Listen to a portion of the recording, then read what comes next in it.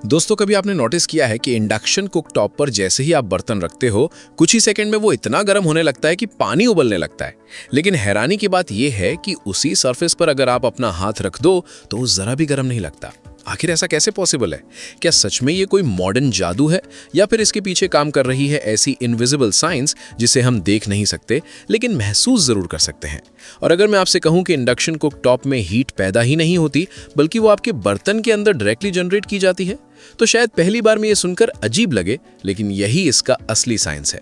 क्योंकि आज हम आपको ले चलने वाले हैं इंडक्शन टेक्नोलॉजी की उस हिडन दुनिया में जहां इलेक्ट्रिसिटी, मैग्नेटिज्म, फ्रीक्वेंसी और मटेरियल साइंस मिलकर बनाते हैं ऐसा स्मार्ट कुकिंग सिस्टम जो बिना आग, बिना लाल कॉइल और बिना डायरेक्ट हीट ट्रांसफर के खाना पकाता है।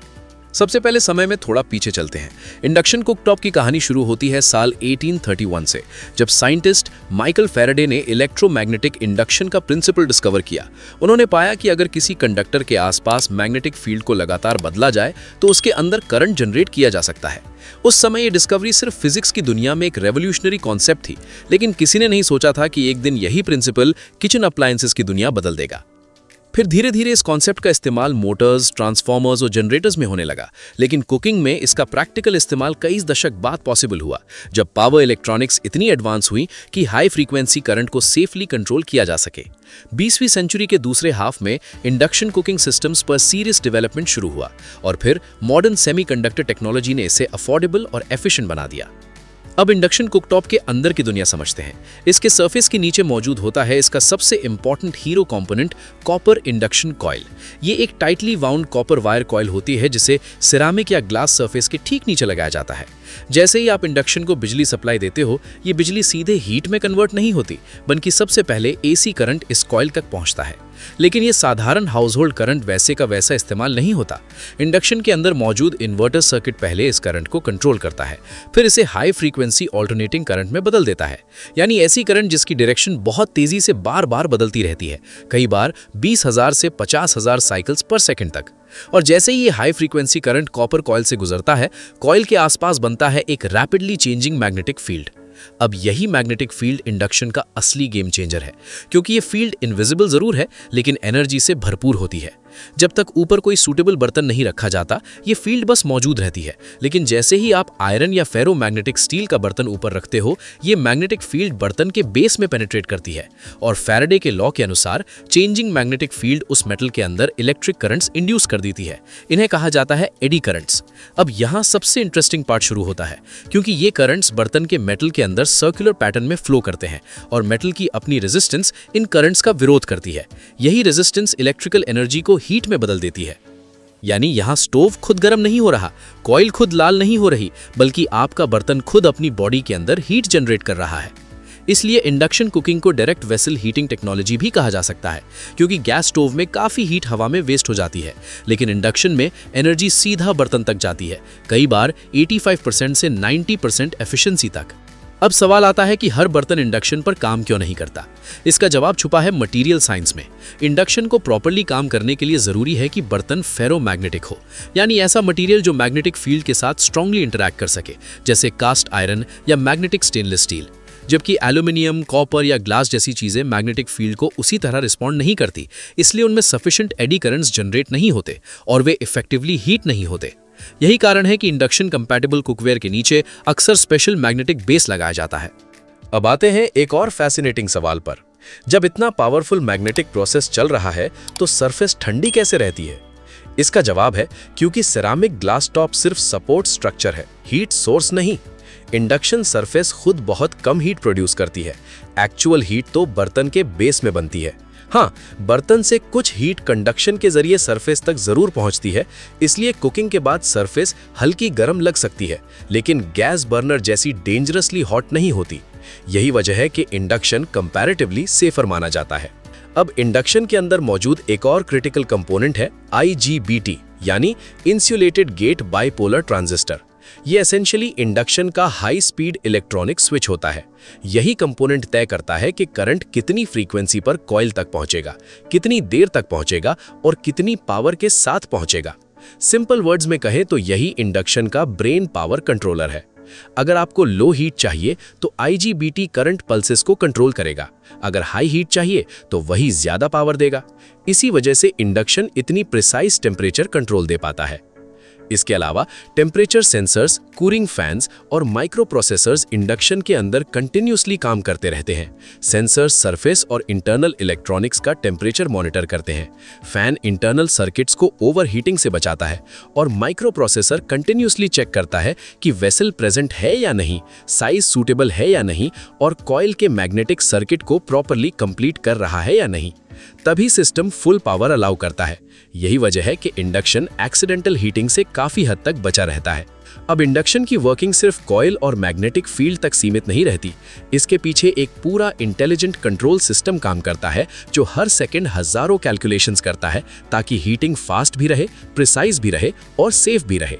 जैसे ही आप इंडक्शन को ऑन करते हो, सबसे पहले इलेक्ट्रिसिटी पावर कॉर्ड के जरिए मशीन के अंदर पहुंचती है, लेकिन ये बिजली सीधे कॉइल तक नहीं जाती, क्योंकि घरों में आने वाला नॉर्मल AC करंट सिर्फ 50 या 60 हर्ट्ज का होता है, जबकि इंडक्शन को चाहिए बहुत हाई फ्रीक्वेंसी करंट।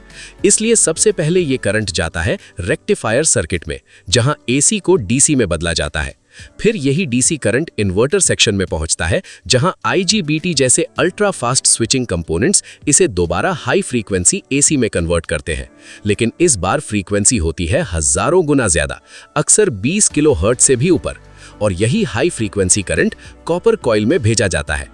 अब यहाँ फ्रीक्वेंसी का साइंस बहुत इंपॉर्टेंट हो जाता है, क्योंकि फ्रीक्वेंसी जितनी ऑप्टिमाइज्ड होगी, हीटिंग उतनी एफिशिएंट होगी।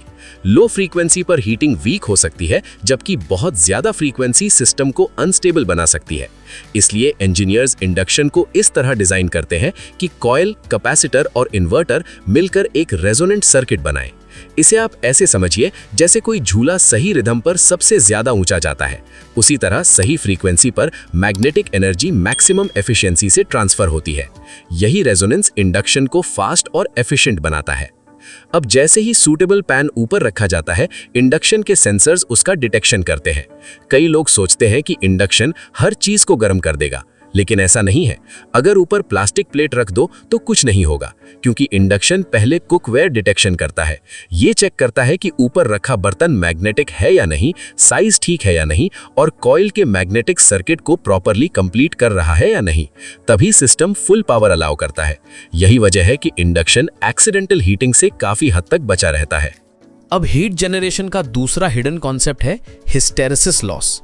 एडी करंट्स के अलावा मैग्नेटिक मेटल्स में बार बार मैग्नेटिक पोलैरिटी बदलने से उनके माइक्रोस्कोपिक मैग्नेटिक डोमेन्स लगातार फ्लिप होते रहते हैं, और इस इंटरनल फ्रिक्शन से भी हीट पैदा होती है।